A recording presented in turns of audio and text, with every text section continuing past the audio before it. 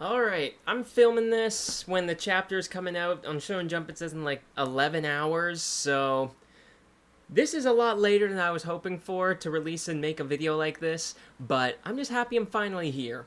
But today we're talking about Kagurabachi Chapter 86, The Quickening. And whoo! One of the best double spreads and one of the most important double spreads I think we've gotten in the past while. And you know which one we're talking about. In the ending of this, holy crap. Next chapter is either going to be crazy setup or it might be a bloodbath. Because I don't know what's going to happen, man. I genuinely do not know.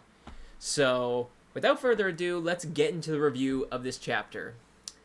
So, the chapter starts off with Shihiro still grasping on the N10, barely able to stand. His eyes are getting blurry, but he is just so determined to show Samura that, the future of taking care of your daughter and being with her instead of having to lay all the pain of the past on your shoulders alone, thinking that you need to die alone, you're the only one that needs to die with the Sword Saint. He just wants to open his eyes like, no, I'm part of that path too. N10 and I are part of that path. Like, you don't need to bear all the burden and the pain of the past. I am here too, and it's honestly more his path than Samura's. The only reason Samura thought it was his path is kind of because of Yura and feeling guilt. He's blinded his eyes. It's like, I blinded my eyes to show my determination towards my faith and my beliefs of, what I feel about myself and what has happened and my sins.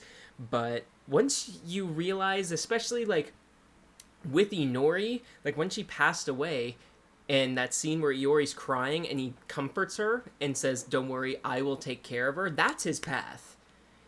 Like, even his ex-wife was like, "Let go of the past." We saw at the end of last chapter with his little vision of her where it's like, "Let go of the past and take care of your daughter. That is your path.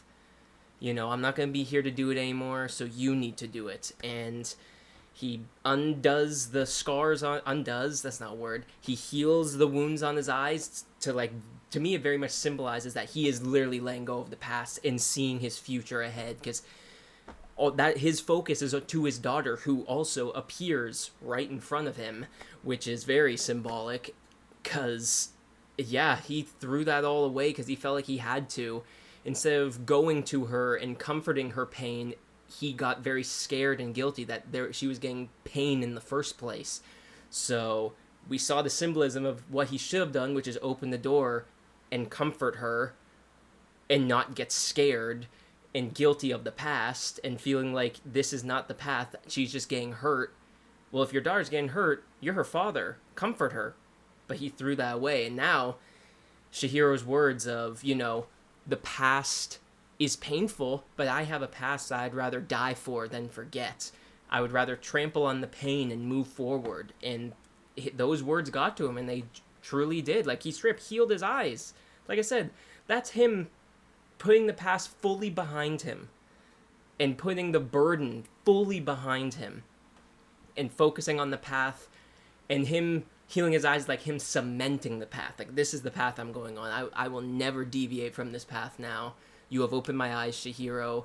You're able to do, you're able to bear the threat of the malediction on your shoulders rather than just having the pain on your shoulders and feeling like you need to die with it. Shihiro knows that the sword that they forged, him and his dad forged, it was for the future. And even in Volume 1, like I'll get it out right now, it's even better when we get the Chapter 2 stuff, where Shihiro's talking to his dad, and we get that whole thing. Actually, no, it's the beginning of Chapter 1. I'm dumb. And it's the whole thing of him understanding the katana and realizing you might not need to use what I did. You need to realize what the world needs, like what katana the world needs. And what the world needs is the katana to confront the past, like what Shiba says. N10 is the katana, the enchanted blade that can confront the past to like move forward towards the future. I'm pretty sure that's not like the exact words, But that's basically what it is. They forge the future together, like Samura says in this chapter, like the next page. And yeah, the future needs a katana like that. Because, like, here's the page. Katana should be wielded by those dedicated vanquishing evil and protecting the weak. We need to have principles and accountabilities. One day you'll sell your first katana. When you hand someone a katana, those two heavy weights will fall on your shoulders. Can you carry that burden? And Shihiro, like, he says, he's committed to that. He's committed to carrying the burden of the katana. And Enten is basically that. Yeah, and the words of, yeah, if that's how you feel, all that's left is for me to believe in you. Like, beautiful. Absolutely beautiful. And there's this whole other stuff, talking about the katana and what katana the world will need for the future. And what katana they need for the future is one that can destroy the enchanted blades, one that can confront the past, which is not just Kunishige's past, it's also Shihiro's. Because we see when the Hishaku attacked, we see Shihiro holding Enten over his dad's dead body. So I'm guessing he got up, went to go get the Enten to fight the Hishaku, but they were already gone. So he was already going to confront the past, which the past is most likely related to the Hishaku, but who knows? The Hishaku could honestly just be a band of criminals, a band of psychopaths that just want to watch the world burn, you know what I mean? Akin to, like, the Dark Knight Joker. You never know. Because we don't know a lot about them, and I'm very interested to where the Hishaku will go, but they have the enchanted blades now, and the katana the world needs is one that can destroy the enchanted blades that the villains hold. Like, it's Shihiro's past and future too, because yeah, Shihiro's past with the enchanted blades is melded in with his father's. It's not just carry on my legacy. Like, Shihiro got affected by his dad dying, and just like how Iori got affected by the sins of the past with her father, and she was willing to take on the burden to stay with him. She was willing, to clean all the graffiti, to fix all the trash that's in front of their house. She did all that and bared all that pain because she wanted to stay with her father, because it's not just, oh, he's my dad and I need to be with him. They saw the last moments of Inori, all three of them together. Like, that's the same as Shihiro remembering his time, his familial life with his dad, making Enten and being a normal family. Like, that's the type of stuff he would rather die for than forget. And yeah, Samura saw that Shihiro pushed through and his own daughter pushed through, and now it's like, it's my turn. Because, yeah, I gotta step up too. If these kids can do it, I should be too. And like, yeah, like, let's continue on with the chapter. I yapped way too long. But yeah, basically we have Shihiro, and if I got some of the stuff wrong, please correct me. Trust me, I'm not an intellectual. I don't think I am.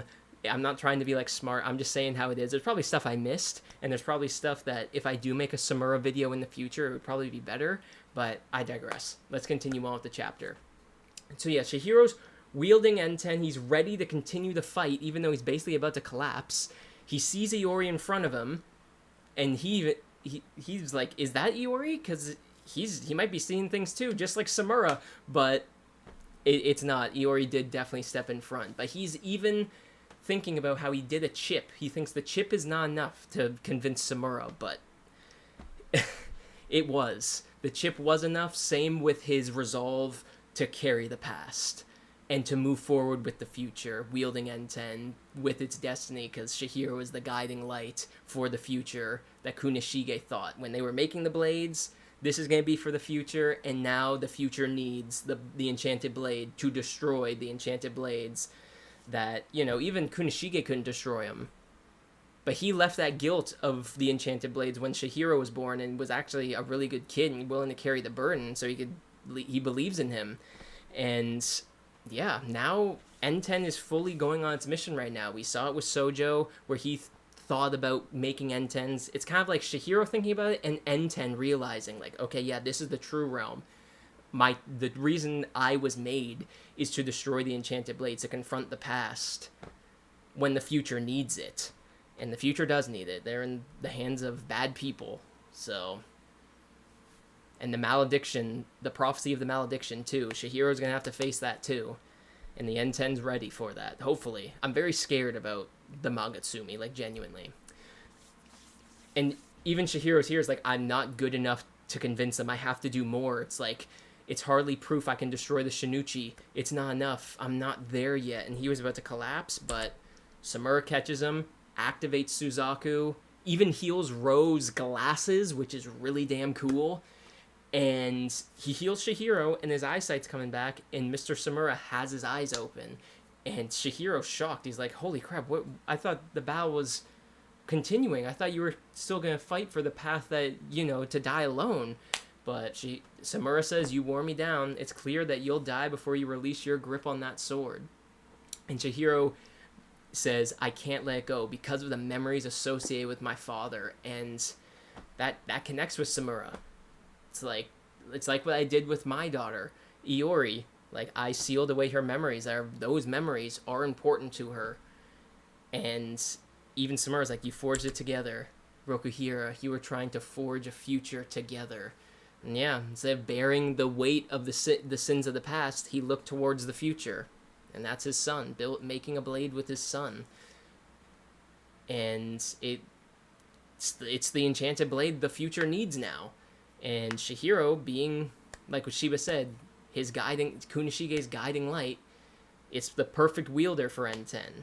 Both of them are going to lead a guiding light to the future to confront the past. I've said that a bunch, but that's Shihiro's destiny. It really is. It's Shihiro's path to confront the malediction, to confront the enchanted blade, to not just fight it, but to destroy it, to end it, to put the enchanted blades to rest. The thing that Kunishige had so much guilt for, but Shihiro brought him out of that guilt, and they basically made like a family heirloom together, and for just in case if the future needs it. And now the future does need it, and Samura sees that future now. Even Samura's like, an enchanted blade to destroy the enchanted blade, and you'll use it to destroy the Shinichi, huh? And Shihiro says, I know there's still ways to go, but I'll get there no matter what. Yes, this is just the start. I get it. And yeah, this goes back to where I'm pretty sure when he first betrayed everyone with Uraha, where it's like, I wish I had the volume, but I need to check the chapter here, because I'm very curious. What did Samura say when he first betrayed them?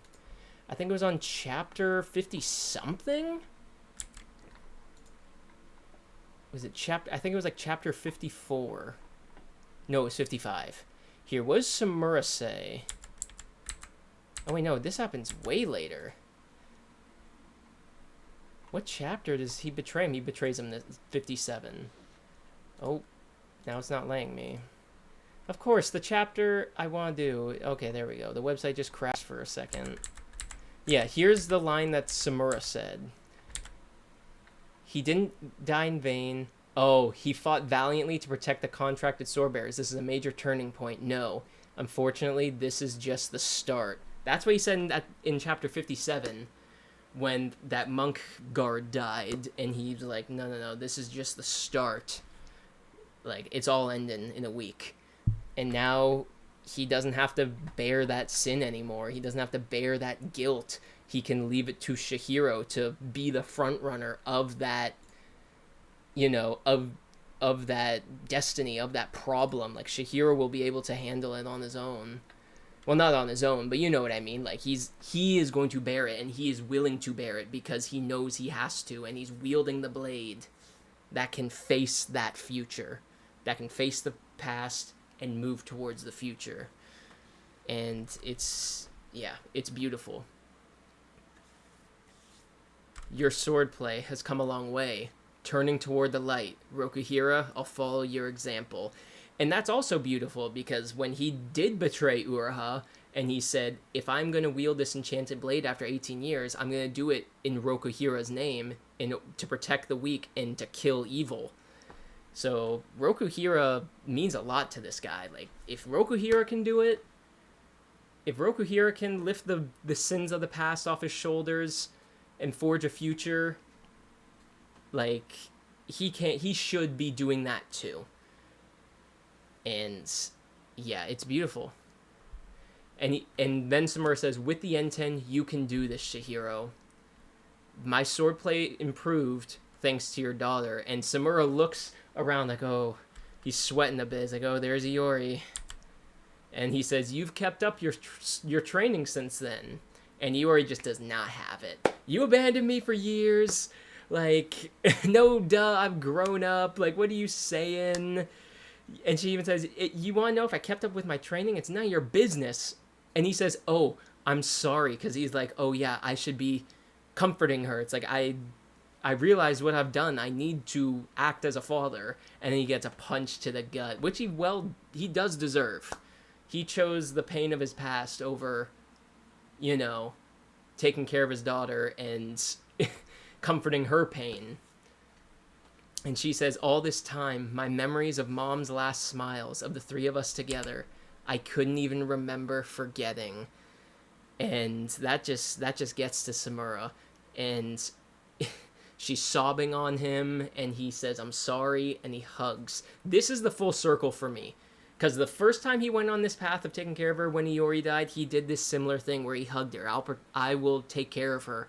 And now he's so casually doing that now. He knows what he has to do. It's not like he needs to build up to it. He's like, no, I know what I have to do now. I need to be there for her. She is my future. Being her father is my future. The past is not going to consume me and be my front-running, path anymore. Being her father is. And Shihiro, with his look in this emotional look in his eye, he does a little smile. Even though his father's gone, him seeing a father-child bond probably means so much to him. Like, genuinely, seeing them rebuild their bonds, it probably warms his heart to see a fatherly bond in front of him. And yeah, it's beautiful, and I agree with him. And next we have Ikura coming in like, "I'm really intruding, right?" But no, he was the MVP. Like, genuinely, this would have ended differently without you. You're the MVP.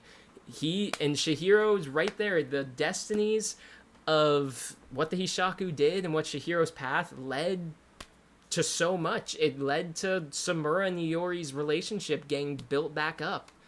And they get to confront their pain with each other. And now, he saved Samura from that path. And him going on that path let him heal his eyes. Because he wouldn't have had the Tobimune if he didn't, go on this path. But we don't know what would have happened. We don't know when he would have been given the blade by the Hishaku. But I highly doubt it would have led to him using Suzaku on his eyes. So this is all really fate, and it's really beautiful. The Hishaku are really bringing everyone together, if you think about it. Like, genuinely. And Samura looks towards the Masumi, and he says, "I owe you all an apology, too."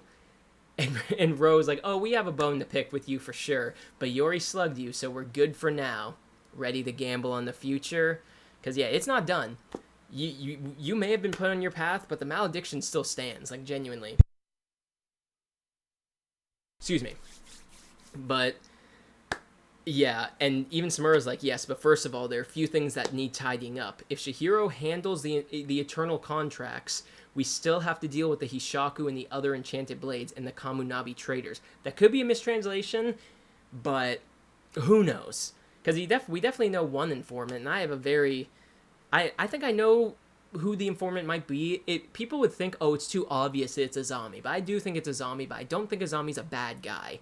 We see with the pinky thread with Samura and the Hishaku, or at least Yura, what if they forced Azami into that as well? And you have to give us information. And he's like, fuck that. And then maybe, if they break a promise, a toll has to be paid. Maybe under his hair, his eye's gone because he failed to give them information and he told them to fuck off. And then his eye exploded. It's like, okay, now you're going to give us information because your whole body's going to be blown to bits. And Azami's probably like, I still have a lot to do, so I'm going to have to fucking do it. And that would add to him being pissed confronting the Samurai Hishaku member, because he's probably like, I got my best friend killed, I have to give you fuckers information. You're one of the people that killed my friend. You guys tricked me, probably, into giving away his address. You probably said you were just gonna get the enchanted blades and leave the house in the middle of the night, but you fucking blew up his house and killed him. It's like, you've made an enemy for life. Like, I get to blow off some steam now. And, yeah, because he looks pissed. He does not look like the type of person that's like, oh, it's you, let's be friends. I think it's straight up like, I have to blow up steam for working with you fuckers. But Ro undoes a scroll that they got, and it says the Hishaku. Then let's get on with it. We just received this notice, an emergency alert scroll saying the Hishaku are ambushing Kamunabi headquarters. And we see Yura. Now, I don't know if this is just a panel to, like, show Yura being menacing, like, oh, it's this guy, or if he's actually somewhere, like, really staticky, because there was that one, like, I don't even want to bring that up again, because I doubt he's there, but I do wonder what Yura's doing, like, genuinely. I'm very curious, but even Shihiro and Samura are like, oh shit, what are they doing? And Samura thinks, are the Hishaku trying to kill the Swordmaster without an enchanted blade? Did they intend to subvert me from the start? No, this must have been their backup plan. Even so. And Shihiro says, Mr. Samura, kind of like, him saying that's kind of like collecting his thoughts. Like, it's like, you don't have to bear this alone. Like, I'm taking this is my quest now. This is my path. And Shihiro says, if we can clear the board now, then we can talk about what comes next. Yeah, it's like, we still have the malediction in our hands. Like, your path of being a father to your daughter is still in danger because the malediction's still there. It's like I said, you're not bearing it alone anymore, but the danger of your daughter and the malediction getting hurt, everyone dying, the city, literally, the prophecy was like the city decaying from the flowers. It's like, that's still out there. You might not be bearing the burden of it all on your own now, but it's like the threat's still out there, and I know you definitely want help. And Samura knows what's up. He's like, okay, Shihiro knows what he's doing. He knows what has to be done. And Shihiro says, I have no intention of carrying this alone. Toby Mune was originally crafted for support. I need you to use your powers to heal the injuries I'm going to incur. And that's like, holy shit, Shihiro's ready to, he's straight up ready to confront the Swordmaster. It's like, I'm going to get injured. You need to be there to heal me. And that's so fucking cool. I'm not gonna lie. That is very fucking cool. But, yeah, we learned Toby Mune is a support. It makes sense. It doesn't have any attacks at all. Like, the closest thing his abilities have for an attack is, like, the Suzaku. He kind of does, like, a EI White Purity style with it, where it, like, causes, like, a shockwave of fire. But that's about it. Because Crow just teleports, Owl gets summoned in the sky and it can sense stuff, and Suzaku heals. The perfect support. And it begs the question of, like, what was Samura like on the battlefield during the war? Like, was he really in the back? And it would make sense why he would be in the back, and it makes sense why he needs to have the White Purity style, him and Uraha, because of them being support, because his enchanted blade abilities aren't doing anything. All his force and all his badassery and all his savagery of being able to defeat anyone comes from his sword technique. So it makes sense why he had the master one, because unlike, Kurigumo or Cloud Gouger and Enten, where they can rely on, like, the powerful sorcery that's imbued in them with the attacks, like, you don't need a sword technique. And Shihiro is now someone with a powerful sword and a sword technique, so that's just fucking awesome. But Shihiro says, together we'll take care of the enchanted blades and the Hishaku. It's like, okay, we're going to do it all in one foul swoop. We're going to clear the board now. The Hishaku are there, and the Swordmaster. And Moku says, together? Or Roku. What's his name? Yeah, Moku. Sumi Moku Ro. Yeah. Moku says, together. That's a word you couldn't say, and it's beautiful to see that type of development. And Ro gives Samura his glasses and says, you dropped these. The light's intense, right? And Samura in his head says, you win, all of you. And he says, yes. And that could be a callback to, this panel of him thinking of Rokuhira. He said, turning toward the light. I'll follow in your example. And him saying, the light's pretty bright, or the light's intense.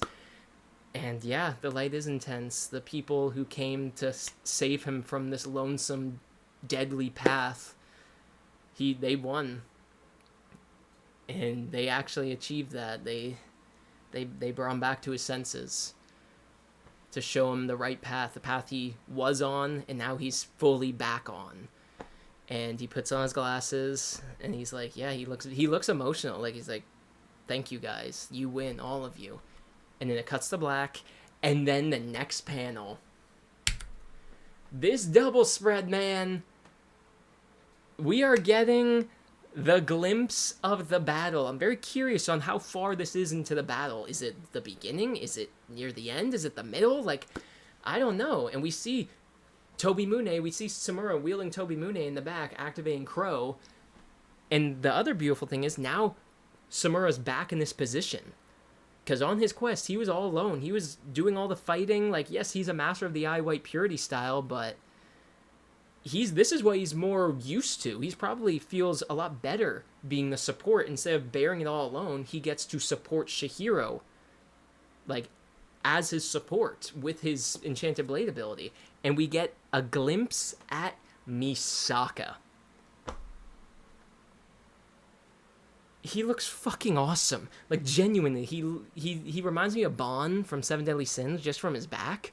And he has, like, the Vash the Stampede from Trigun, the arm belts. He looks badass. He looks like a delinquent. He's, like, perched up on the, the damn roof like a ninja. Like, he looks awesome. But we also get a glimpse at Subaru and the unnamed girl. We don't know. So, I'm very curious on what their abilities are. Is one of their abilities the one causing the giant typhoon that's, like, lifting everything up, which I assume is what's lifting everything up? And we got Uraha. I don't know if he's, like, on one knee or he's on both knees. Like, he kind of looks like he's taking a beating and he's, like, trying to hold himself up. But this building getting crumbled, is it Kumiyuri? Who knows? Who knows? But we get a glimpse at Subaru, who's on the front lines, by the way, so he's one of the heavy hitters. And we see our support in the back, and Misaka in the middle, with the lightning around him. Now, is this Mei cloaking? I don't know. We don't see the Cloud Dragon, but we also don't see the Geisha ladies for Kumiyuri either. So I do wonder, like, my first thought was the Typhoon is Misaka's Kurogumo True Realm. Because I assume maybe the Cloud went in there and became a typhoon. But who knows? But we see the Sword Saint up there with the centipedes looks like for each one, one for each of them basically. And that's fucking he looks like a final boss in a video game. Like, if Kagurabachi ever gets a video game, this looks something out of like an RPG. Like, oh my god. But I do want, is this also related to Subaru's or the female wielder? Who knows? Maybe they're doing this shit. And I'm looking at the panel. I can't tell what she looks like. Like, I can't tell if her head's down, because I see, like, is she wearing, like, a scarf? Or is that around her hair? I genuinely can't tell the panel. Because we can't really see her face. But who knows? Maybe that's with her ability. Because I remember people on Reddit saying one of hers is, like, a stealth ability. And be like, who knows? Maybe it is a stealth ability. We'll have to wait and see. But this double spread is phenomenal. But if you think about it, it kind of comes out of nowhere. But then you go to the next panel, and it's the Sword Master. The way I interpret... There could be multiple ways to interpret this. This could be Samura thinking about the threat ahead and reminiscing on the fight during or after the Seitei War when because I assume the Sword Saint has summoned the malediction and it's slowly spreading throughout the island. Like, flowers are blooming one after another in front of each other, and it's slowly spreading throughout the island. Because now, it's said that he did eradicate all 200,000 on the island. But the thing that I'm wondering, why isn't his bloodlust subsided yet? Because it said that he killed them all. That he killed that small nation. But what if there is more? What if the mission isn't done for him? You know what I mean? Because I'm trying to think of other reasons why his bloodlust hasn't subsided. Is it just because the sword made him go insane, so now he just wants to kill everyone? I wonder. Because, yeah, I said in my video that, oh, he didn't kill all of them. But then I reread the chapter and it said he did kill all of them. So I'm just assuming, I'm just going to agree with the story says he killed them all. But yeah, the reason why his bloodlust hasn't subsided yet, I do very much wonder.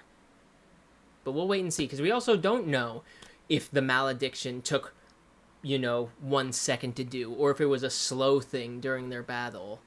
Because who knows? You know what I mean? I'm curious, because to me, it looks like his bond with the sword, instead of a familial one and why it was created, like Chihiro and Enten, his is very much a bloodlust bond. Like, the sword realizes bloodlust, so it's also kind of like bloodlustful and wants things to die.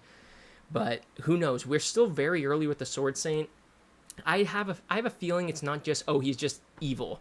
Like, I have a feeling, like, who knows, maybe the Magatsumi just consumes you with bloodlust, and the Magatsumi and you just become one. They kind of, who knows? I'm very curious, but this, I'm just need to, fucking talk about this panel. It's just amazing. And we see Subaru, who is, I think, very much inspired by Kill Bill's Hattori Hanzo, because in that movie he was also a sushi bar. He was a sushi chef in the sushi bar, and I haven't seen the movie in a little bit, but I don't remember if Hattori Hanzo had that, like, rope headband on. But he might have. But maybe this version, his inspiration of Hattori Hanzo, instead of being just a sushi chef, in the movie he was also a swordsmith. Maybe in this one he's a sushi chef and a warrior. Who knows? Maybe he got Kunishige into blade, swordsmithing. Who knows? Maybe he was the master of the Sword Saint. I mean, he's like an old-looking dude. He might be a person that, maybe he inspired the Sword Saint and Kunishige to do what they want to do. So when this war was happening, Kunishige went to his old master, the person he looks up to. He might be like a father figure, and said, like, I want you to wield this blade. You mean a lot to me. Like, I want you to be on the battlefield with us, because you're like a mighty warrior. Please come help us. And he was like, okay. He was like an old veteran coming back, and grabbing the sword. Maybe that's what Subaru is, because I'm very curious on what cut his eye. Because I have a lot of theories for the next arc, or like when we meet them. Because I highly doubt they're just going to just be killed. Especially Subaru, because they mentioned Subaru a bit. Like, even, like, Kudo said, like, we moved him, but he just wants to make sushi. Like, he needs to make sushi. So that's probably his passion now. He's probably let go of swordsmanship, letting go of being, like, a warrior on the battlefront. But I'm very, very, very curious. And the female wielder, I generally don't even know what to think. We've gotten barely anything with her. We got her, like, eye headband thing, or the eye looking things in their hair. That's about all we know. I still don't know how tall they are. Like, are we supposed to look at them as like a little kid or like a full grown adult? Like, I'm genuinely curious, because we can barely tell from their, like, what they look like in the few panels we've seen them. But I'm pretty sure they're an adult. If they were a kid, that'd be crazy. Imagine that, a kid wielding a nuke, basically. But I'm very curious on what her abilities are and when they will be introduced. Like, are we going to get introduced to both of them next arc? Or are they going to get each an arc? I genuinely do wonder. Because Samura was this powerful with a support blade. Like I said, the EI White Purity style is what made him unstoppable. I want to go back to my school life. I'll fight for my school life. Like, yeah, I have training, but maybe she'll be like, I did that because I was your daughter. I want to live a normal life. And I don't think Iori's just going to be, like, arc complete. She's going back to her school. She's with her dad. It'd be crazy if Samura became the third part of the party. Like, he became the support. Chihiro, Hakuri, and Samura. That would be crazy. But I do have a feeling Iori will join. Now, is Samura gonna die? I don't know, because I'm genuinely curious, because in the next panel, we see the Sword Saint sitting there. We see one of the upper echelon, the one with, like, the two piercings above his eyebrows, and, like, they aren't braids, but, like, the little tied hairs on the side. And he's in the monitor room, and he says the upper levels are in chaos, so it seems, but nothing's amiss down here. Do you think he's picking up on this? He couldn't possibly be. Wait. And we get a glimpse of him just sitting there. He's been locked away deep in this underground prison for 18 years. The pillars surrounding him are basically life support. They provide the organism inside with protection. With such minimal nourishment, he lacks the strength to even harm himself. Unable to budge, his existence consists of little more than watching time pass. Again, the panel of the double spread of the battle could also be what he has been thinking about and reminiscing about for 18 years. He could just be sitting there. It looks like he's just sitting there doing nothing, just waiting for time to pass. But he's probably waiting for the right opportunity to go back to that mission. Because like I said, his bloodlust has not subsided. He wants to annihilate every single Shokoku Island resident. And I could make a whole video on that because I'm so curious about the war. Like, genuinely. Why were the ones that infiltrated mindless zombies that were just savages, bloodthirsty savages, kind of like what the random sorcerers were doing in the temple? They were just, even the Masumi were like, what are these? They're like zombies. So it's very clear that the Shokoku also, something happened to them with the Dantenseki, at least those ones that infiltrated and invaded the island first when it just appeared out of nowhere. I'm very curious on that because a lot of people talk about like, oh, it's propaganda. The propaganda is what happened after the war. The propaganda was them throwing under the rug that the person they deemed a hero, the Sword Saint, to calm the country down, killed 200,000 people, and the Enchanted Blade wielders failed to stop him from killing people after the war was done. Because everything before that is not propaganda. The war actually happened. A lot of people might be forgetting that. It wasn't just the Enchanted Blade wielders that fought the Shokoku. It was like the sorcery world. Shiba, Azami, even that clay sorcerer from like under 10 chapters that kidnapped Char, that like made like the mud clay things that Shihiro killed. Even he fought in the war against Shokoku. So unless he's a propagandist for the Kamunabi, it's like, I think there was a war for a year and 3 months, I think it was. Something like that. It was over a year. Island appeared out of nowhere. They invaded. They fought back. They defeated them. They signed a peace treaty because Yura spread the photos, I'm pretty sure, of them signing the peace treaty with the royal family. And then after that, that's when the war crime of killing 200,000 people happens. That's what they threw under the rug, and again, deemed the Sword Saint as a hero to calm the populace down. Like, the hero stopped us. Like, we have this amazing hero, the Sword Saint. He did it. The people were all savages, but it's like, no, he just killed the residents. Now, why he killed them? I mean, they have a resistance to the Dantenseki, so maybe it has something to do with that, I wonder. But the Sword Saint's the person I want to know the most about, especially when did the malediction start? Did it happen right after the peace treaty was signed? Or did it happen a few days after the peace treaty was signed? Because who knows, maybe he got like knocked out in the war and was like out of commission for a couple days, and he woke up and he's like, okay, let's continue. And then they're like, no, the war's over. The peace treaty was signed with the royal family. And he's like, that's when he said, no, we annihilate them all. So it's like, I'm very curious on when he did it. Because that's just crazy. And I want to know how many, are the royal families the part of the people who died? Because they tease them. They have to be more important in the future. Because they closed off that island, and I'm guessing there's like a no man's land for obviously the people of Japan to not allow to step foot on that island, but also, and yeah, we get the Sword Saint. We're basically done with the chapter. I should be talking about this after the chapter's done. He sat in complete stillness for 18 years. In all these years, he only once uttered a single word, Magatsumi. And that's, of course, when Kiora undid the seal and was going to wield it, at least 1% of its power. He said Magatsumi at 3:14 p.m. on November 8th of this year. And yeah, that's scary. And we see that one upper echelon start sweating because he's seeing this dude who's been sitting still for 18 years just stood up and said, the time is nigh. In the Japanese translation, it does just say, it's time. So I'm very curious on why they added the medieval, poetry, like the time is nigh. And we get a glimpse of the Magatsumi.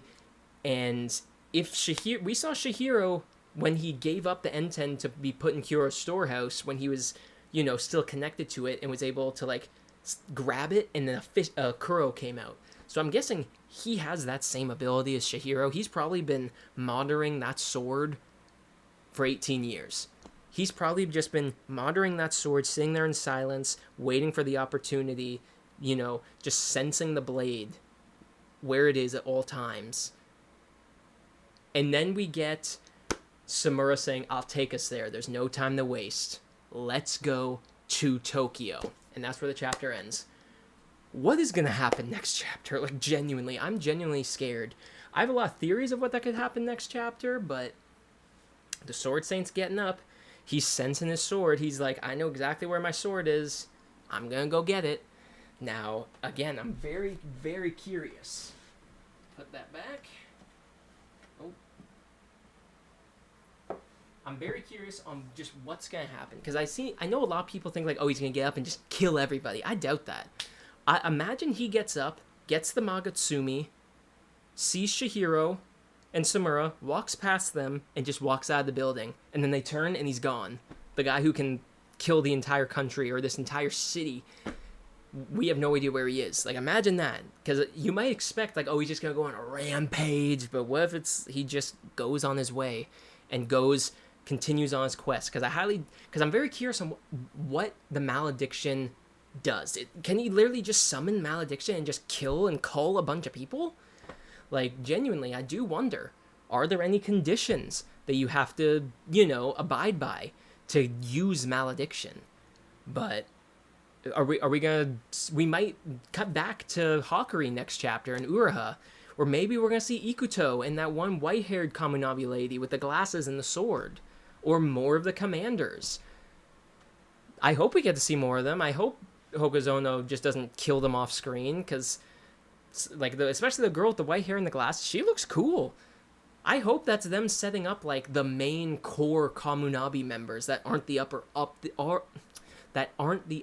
echelon, like the round table. Because we met Mr. Kudo, he's gone. We met Itsuo, and he's talking to the surveillance people, the guy with the thing on his head.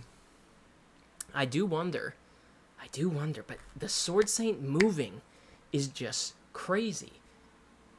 Like, I think he's too weak to go on a rampage. Because I remember reading another theory that maybe the reason he doesn't need nourishment is because he absorbed the energy and the spirit energy and the life of the people on Shokoku with those flowers, and they're like in his sword, or at least in him. Who knows? But like, this chapter was we get to see Misaka, man. I hope we get to see them kill him. I know that sounds dark, but I have a feeling they killed him because he was one of the strongest. What if all 10 of the members went and killed Misaka? Like, we saw 3 go for Kunishige, but what if either the rest went to Misaka, or they all 10 went to Misaka first, and then those 3 went to Kunishige? I wonder. And I want to know if he's using True Realm. Like, I'm just so curious. Like, this is so much potential to talk about, but we probably won't get more info on this. I have a lot of theories of what this series has to come, but I think they're too early to talk about, because if I say, like, what the Enchanted Blades might be connected to, like, it would sound dumb, but it's like, if it is true, we're not there yet. You know what I mean? It's not one of those things that they're just going to reveal next chapter and out of nowhere. It would be one of those things where they tease, and reveal, but all I'll say is they said the Dattenseki is, like, not humanly natural, so maybe it's connected to someone else. We have spirit energy, and, like, all I'm saying is, when there's a series that has spirit energy, most of the time there are also spirits. Now, I'm not talking about, like, just generic ghosts or demons like in other Battle Shonen. I'm talking about, like, think of, like, Zanpakuto level spirits, not actually the swords. I'll say that. I don't think the swords are spirits. I might think they are connected to a spirit, like maybe in a spirit realm. Like, for example, Tobimune, maybe there's, like, a crow spirit that saw some Kunishige using the Dattenseki, and they,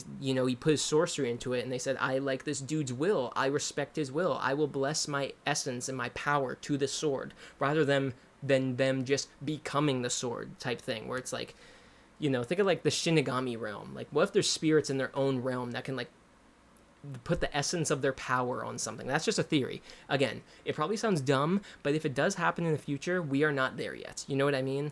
Like, it is something where it's probably down the line, but all I'm saying is the Dattenseki is, like, does not have it's unhuman. It's like not earthly. You know what I mean? They really set it up on that. And why do, you know, some people have like just pure oozing essence, but then people like Tenri, when they use a Danseki, summon a whole jellyfish. Like, is that like a jellyfish spirit saying like, I respect your will to do this for your father? Like, you're gonna die soon, but it's like, I respect your will. I'll bless my essence to the Danseki, and then he's able to like have a manifestation. I don't know. Again, it sounds dumb. It probably sounds dumb. If it doesn't happen, it doesn't happen. You can come back and laugh at this. Hey, I'll laugh too. But who knows? I'm just very curious on why these things are like this. Like, why is Tobimune crow based? Why is Kumiyuri geisha? Why is, you know, Cloud Gouger Cloud Dragon? You know, why is N10 the goldfish, the family goldfish that they had? It's almost like I that's another theory. It's another video, but like the great chapter 87 is coming out soon by the time I'm filming this. So I'll probably have a video out soon, or at least a live stream talking about it. But the Sword Saint's standing up, man. And they're all about to go to Tokyo. Is it just going to be a bloodbath? Or is there going to be focus on other things? And they build up to what the Sword Saint is going to do. I wonder, because what can I even say? Because I'm just so excited. Well, that was the end of the review or discussion of Chapter 86. I'm very new at this, so if it was very disjointed, I know I yapped a lot about certain things, especially in the beginning, but I'm not a person that's very intellectual, so to understand and gather my thoughts for the Samura symbolism, like, I'm not good at that. There are people like Weeb that are very good at it. Please go subscribe to Weeb. He talks about Kagurabachi very well, and yeah, I highly recommend his channel. This channel is more like inspired by like Tekken 101, who's also very intellectual. I'm not even close to the amount of intellect that dude has on One Piece, but I just love the way he does his videos, sitting here discussing it, and I hope I get better at it. But that's the end of this video. Thanks for watching, and see you soon.